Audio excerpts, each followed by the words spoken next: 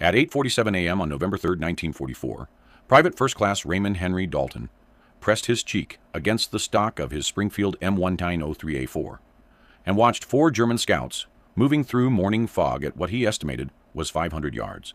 Standard doctrine said 400 yards maximum for reliable kills. His spotter whispered the range was too far. Henry Lawson's finger tightened on the trigger anyway. In the next 90 seconds, all 4 scouts would drop, and an entire battalion's doctrine would change because of a bent nail and some wire he'd stolen from a fence. The German scouts moved in a loose diamond pattern through the abandoned vineyard outside Bruyères, France. Smart movement. Tactical spacing. They'd done this before. Henry Lawson had watched similar patrols for 3 weeks, always too far for confident shots, always reporting American positions back to their commanders, always surviving because American snipers followed the manual that said 400 yards was the limit. The manual that got men killed because German positions stayed hidden, and German artillery stayed accurate, and German counterattacks kept coming from places nobody had spotted. Henry Lawson's modification sat on his rifle barrel where nobody in command had noticed it. A bent finishing nail soldered to a small piece of wire, positioned exactly 2.3 inches forward of his front sight. It looked like damage.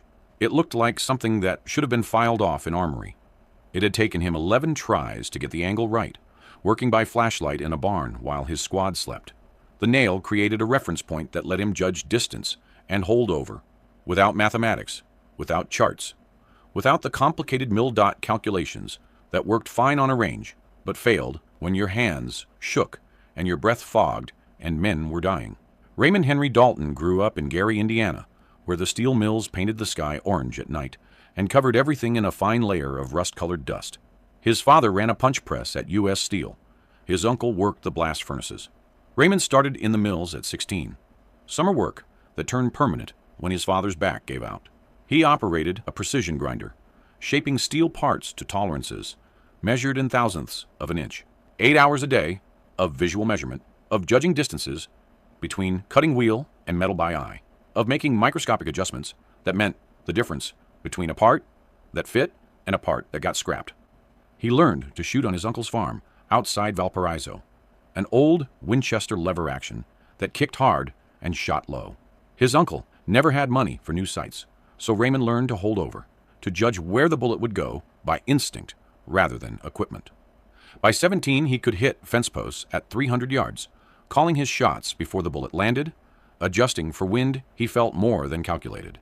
His uncle called it a gift. Raymond called it the same skill as the grinder work, seeings, distances, making adjustments, trusting your eye. The Army drafted him in January 1943. Basic training at Camp Croft, South Carolina, where he qualified expert with the M1 Garand and caught the attention of a sergeant who'd been a competitive shooter before the war. The sergeant watched Henry Lawson shoot and saw something, the way he judged distance without asking, the way he called wind nobody else noticed, the way he made small adjustments between shots that looked instinctive but were actually precise. 6 weeks later, Henry Lawson was in sniper school at Camp Perry, Ohio, learning the doctrine, learning the manual, learning that 400 yards was maximum effective range for the Springfield, because that's what the chart said. He questioned it once, got told the ballistics were settled science, the doctrine was proven, and privates didn't rewrite manuals. So he learned to shoot out to 400 yards and learned to let targets beyond that range walk away. He learned, but he didn't agree. The rifle could shoot farther. The scope could see farther. Only the doctrine said stop. Henry Lawson arrived in France in September 1944, attached to the 36th Infantry Division, pushing toward the Vosges Mountains. His first week, he watched a German machine gun team set up at 520 yards. Too far for doctrine? He reported the position. Artillery was busy elsewhere.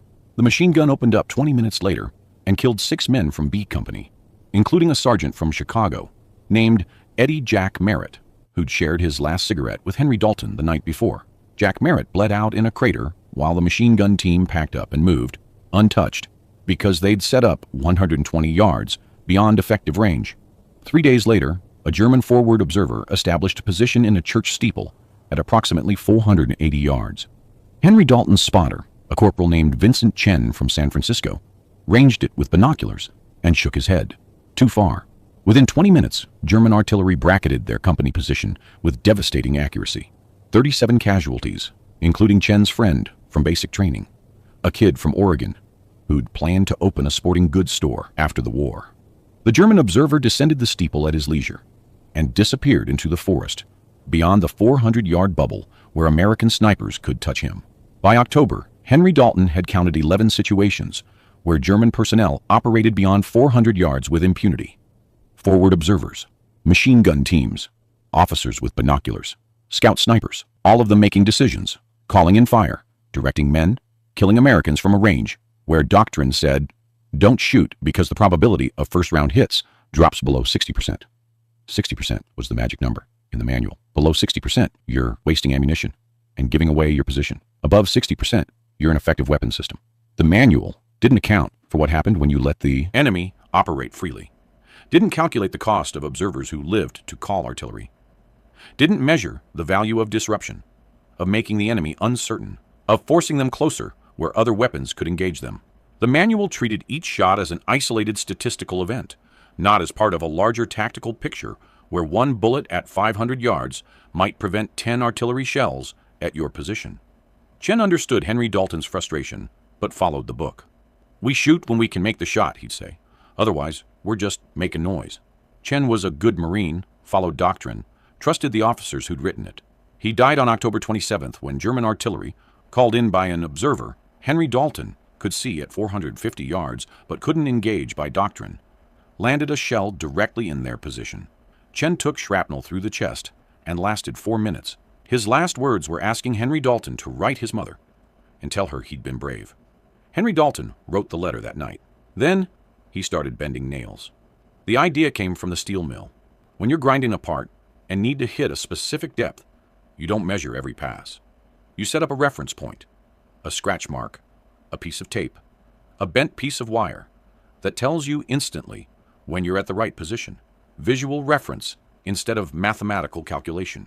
Henry Dalton needed the same thing for his rifle, a reference that would tell him instantly how much to hold over at different ranges. He'd studied the ballistics. A 150-grain 30-06 round from the Springfield drops approximately 38 inches at 500 yards, 55 inches at 600 yards, assuming standard atmospheric conditions. The scope on his M1903A4 had mil dots, but using them required mental calculation, measuring the target in mils, converting to range, calculating holdover, adjusting for wind. 15 seconds of math in your head while the target moved and your position became compromised. In combat, 15 seconds meant the target disappeared or shot back or called in artillery. What Henry Dalton needed was something simpler, a visual reference point on the rifle itself that would give him an instant holdover guide, something that worked with muscle memory instead of mathematics, something he could use instinctively, the way he'd adjusted the grinder without thinking after 3 years of repetition. On November 1st, he found a piece of fence wire near a ruined barn. 10-gauge galvanized wire, stiff enough to hold shape, but thin enough to work with. He also found a box of finishing nails in an abandoned carpenter's shop. Small nails, 1.5 inches long, the kind used for trim work. He selected one with a thin shaft and spent an hour filing the head down to reduce its profile. The work happened after dark, inside a bombed-out wine cellar that smelled of fermented grapes and damp stone. He used his trench lighter for light and a pair of needle-nose pliers from his pack. The concept was simple. Create a small wire bracket that would hold the nail at a specific angle above the barrel, positioned forward of the front sight. When looking through the scope, the nail would appear in his field of view as a reference point. Position the target at the nail tip for 500 yards. Position it at the nail head for 600 yards. Position it at the wire itself for 450 yards. The mathematics were rough, but workable. At the scope's magnification and the distance from his eye to the nail, every millimeter of vertical difference in the nail's position translated to approximately 50 yards of range adjustment. He bent the nail to a 15-degree angle, calculating that the tip would represent approximately 50 inches of drop at 500 yards when he aligned it properly in the scope. Trial and error ruled the next 3 nights. He'd mount the device, test the sight picture, pull it off, adjust the angle, try again. The wire had to be tight enough not to shift under recoil, but not so tight it damaged the barrel. The nail had to be thin enough not to block too much of the sight picture, but prominent enough to see clearly. The angle had to be consistent when viewed through the scope at different ranges. On the 4th attempt, he soldered the nail to the wire using a small torch he'd borrowed from a tank mechanic. The solder joint had to be strong enough to survive recoil, but small enough not to add weight that would affect barrel harmonics. He wrapped the wire bracket around the barrel 2.3 inches forward of the front sight, leaving the ends twisted together beneath the barrel where they wouldn't interfere with his shooting position. The finished device weighed less than an ounce. It looked like battlefield damage, like a piece of wire that had gotten wrapped around the barrel accidentally and been left there because nobody cared about cosmetics in combat. Perfect camouflage from officers who might ask questions about unauthorized modifications. Testing happened in an abandoned quarry a mile behind the lines, early morning before anyone else was awake. He set up at measured distances, 400, 450, 500, 550 yards, using wooden stakes as targets. At 400 yards, he aimed normally and hit center mass. At 450, he positioned the target at the wire bracket and hit 2 inches high, close enough. At 500, he positioned the target at the nail tip and hit 3 inches right. Wind. He adjusted and fired again. Center mass. The device worked. It worked because it eliminated thinking. Look at target, assess range, position target at the appropriate reference point on the nail, account for wind, squeeze trigger. 2 seconds instead of 15. Instinct instead of calculation. He could make shots at 500 yards as fast as he could make them at 300, with only slightly reduced accuracy. The modification violated regulations. Unauthorized alterations to issued weapons meant court-martial. Minimum sentence, dishonorable discharge, and 6 months confinement. Maximum, 3 years if they decided you'd endangered men. Henry Dalton knew the regulations. He'd watched Chen follow them right up until German artillery killed him. He wrapped the rifle in burlap and walked back to camp, while the sun rose over France and men who followed regulations prepared for another day of letting Germans operate beyond 400 yards. November 3rd, 1944. The 36th Infantry Division held positions outside Bruyères, preparing for the push deeper into the Vosges. Henry Dalton and his new spotter, a replacement from Texas named Holland, occupied a hide site in a partially collapsed barn overlooking abandoned vineyards. Holland had been with the unit for 5 days, knew the doctrine, trusted the manual. Henry Dalton hadn't told him about the nail. Morning fog reduced visibility to 600 yards. Gray mist rolling through the vineyard rose like smoke. Henry Dalton watched through his scope, scanning for movement, knowing German scouts would use the fog for cover. They'd been probing American positions for 3 days, trying to identify weak points for an expected counterattack. Each scout that escaped meant better German intelligence, meant more accurate artillery, meant more American casualties. 8:45 a.m. Movement at approximately 500 yards. 4 figures emerging from the fog line, moving in tactical formation through the vineyard. Germans. Henry Dalton could see their field gray uniforms and coal scuttle helmets clearly in the scope. Holland ranged them with binoculars. 500 yards, maybe 520, Holland whispered. Too far. Wait for them to close. Henry Dalton settled behind the rifle. The scouts moved deliberately, checking sight lines, studying American positions, clearly experienced men who understood terrain. They carried binoculars and map cases, officers or senior scouts, valuable targets. If they reported back, American positions would be compromised. If they lived, men would die. Standard doctrine, wait, let them move closer. Take the high percentage shot at 350 yards when they reached the creek bed. The safe shot, the manual shot, the shot that let them observe American positions for another 4 minutes and gain information that would kill soldiers tonight. Henry Dalton thought of Chen, thought of Jack Merritt bleeding in the crater, thought of the Oregon kid who'd wanted to sell fishing rods, thought of every man who'd died because doctrine said, let them walk until they're close enough for a 60% probability first-round hit. He positioned the crosshairs. The lead scout appeared clearly in the scope, checking a map, consulting with the others. Henry Dalton estimated 5-10 yards based on landmarks he'd memorized. He placed the scout's chest at the nail tip, the 500-yard reference, and adjusted slightly upward. Wind was negligible, maybe 2 miles per hour left to right. He adjusted 1 mil right. Holland hissed, too far. Wait for Henry Dalton squeezed the trigger. The Springfield bucked. The sound rolled across the vineyard. The lead scout dropped like someone had cut his strings, dead before he hit the ground. The other 3 scattered instantly, professional reaction, moving to separate positions in the vineyard rows. Good training.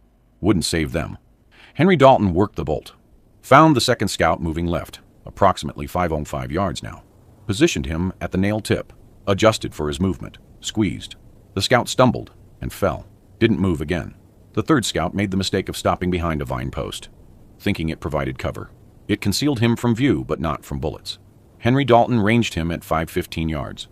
Nail tip, slight upward adjustment. The shot took 4 seconds to set up. The bullet passed through the vine post, and the scout behind it. The fourth scout ran. Smart move, wrong direction. He broke toward the fog line, making for cover, presenting his back at approximately 520 yards. Moving target, maximum range for Henry Dalton's system. He led the scout by 2 mils, positioned the nail, controlled his breathing, pressed the trigger during the natural pause between heartbeats. The scout's legs went out from under him. He tumbled into the vines and didn't get up. 90 seconds, 4 shots, 4 hits, 500 yards average, all of them dead. Holland stared through the binoculars. Jesus Christ, what did you just do? Henry Dalton worked the bolt, ejecting the last spent casing. Kept them from calling artillery on our position tonight. That's over 500 yards. Manual says, let them observe us and report back. I don't follow that manual anymore. Holland lowered the binoculars slowly, studying Henry Dalton, like he'd just spoken Chinese. How? How did you range that? I didn't see you use the mil dots. Henry Dalton pointed at the bent nail on his barrel. Reference point, like a gun sight, but for holdover. Took me 4 tries to get it right.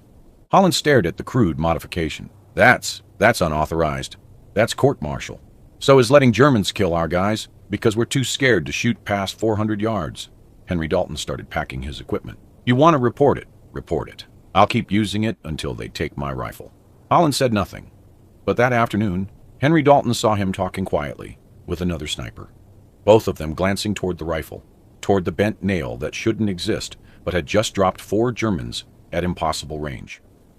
By evening, 3 snipers in the 36th Division knew about the nail. By morning, 7 knew. Nobody reported it. Nobody asked for authorization. They just started asking Henry Dalton questions. How do you position it? How do you calculate the angle? What gauge wire? What kind of nail? How do you account for different bullet weights? How do you adjust for altitude?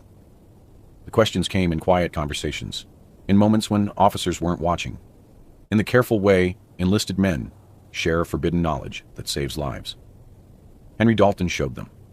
Not because he wanted recognition, but because men were dying within sight of targets they couldn't engage. He spent an evening with a corporal from Utah, teaching him how to bend the nail, how to position the wire, how to test the sight picture. The corporal made his own version that night, slightly different design. He used a horseshoe nail and heavier wire, but the same principle. Visual reference for extended range. A sergeant from Brooklyn heard about it and approached Henry Dalton during breakfast. This nail thing, it really work? Henry Dalton showed him the 4 German positions in the vineyard, pointed out the ranges with a map. The sergeant studied the distances and went quiet.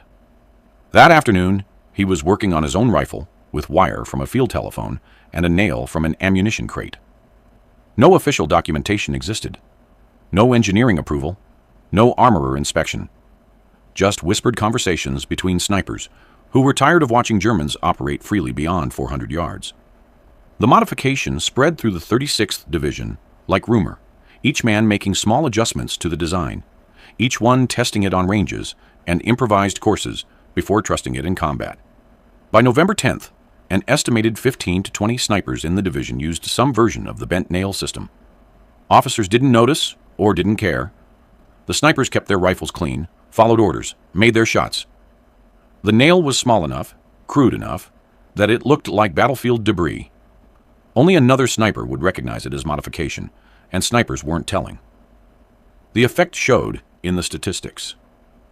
German patrols that had operated confidently at 450 to 1500 yards started dying. Forward observers who'd felt safe in distant positions started taking fire. Machine gun teams that set up beyond 400 yards found American bullets arriving from ranges they thought were impossible. A lieutenant with the 143rd Infantry Regiment, a former engineer who understood ballistics, noticed the pattern. He pulled Henry Dalton aside on November 13th. Your sector, we're getting confirmed kills at 500 plus yards. 3 weeks ago, nobody was shooting past 400. What changed? Motivation, Henry Dalton said. Lost a good spotter to artillery that we couldn't stop because doctrine says don't shoot. But how are you making the shots? The math doesn't... The lieutenant stopped, noticing the nail for the first time. He leaned closer, studying it. That's a range reference. Visual holdover guide. Yes, sir. That's unauthorized modification. Yes, sir.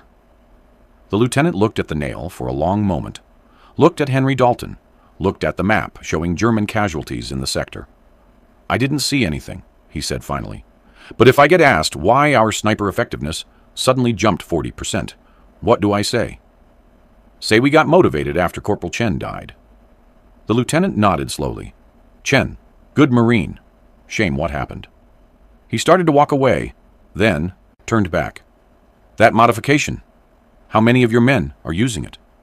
Don't know, sir. Haven't asked. Because you didn't authorize it. Correct, sir. I didn't authorize anything.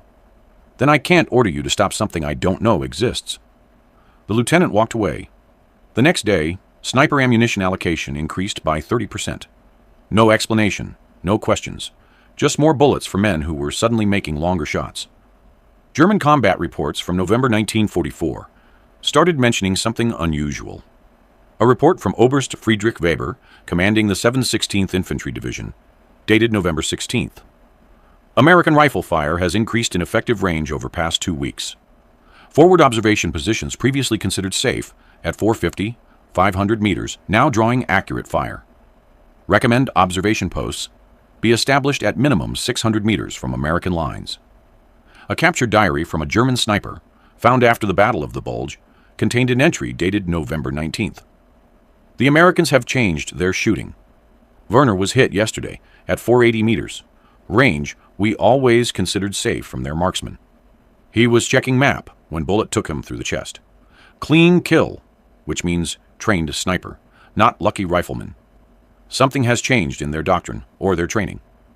Hauptmann Karl Schmidt, a scout platoon leader, survived the war and was interviewed in 1978 about his experiences in the Vosges. He remembered, around mid-November 1944, we started losing men at ranges where American snipers hadn't previously engaged. My unit lost 4 scouts in 1 week, all beyond 450 meters, all single shots, all fatal. We examined the bodies. Entry wounds suggested 30-06 Springfield rounds, standard American sniper ammunition. But the range was outside their normal engagement envelope. We assumed they had received new scopes or new training. We never discovered the actual reason. German intelligence attempted to capture an American sniper rifle to examine for modifications. On November 22nd, a patrol specifically targeted an American sniper position, overran it during a local counterattack, and recovered the shooter's Springfield. The rifle appeared standard, except for what the intelligence report described as damage to barrel, piece of wire, and bent nail wrapped around barrel forward of front sight appears to be battlefield debris or improvised repair. The rifle went to a German weapons specialist, who test-fired it at various ranges. The report concluded, no mechanical advantage identified. Improvised wire attachment appears non-functional. Rifle performs within expected parameters for American Springfield M1903A4. American improvement in long-range accuracy, likely due to improved training or higher quality ammunition batches. They'd examined it and missed it. The modification wasn't mechanical. It was cognitive. A visual reference that only made sense when you understood what it was for. To German eyes, trained to look for mechanical modifications, it looked like random damage. They never considered that the improvement came from something as simple as a bent nail providing a holdover reference. But German tactics adjusted anyway. Observation posts moved farther back. Patrols operated at greater distances. Machine gun positions established 600 yards from American lines instead of 450. The modification had forced the enemy to alter their behavior, even though they didn't understand why.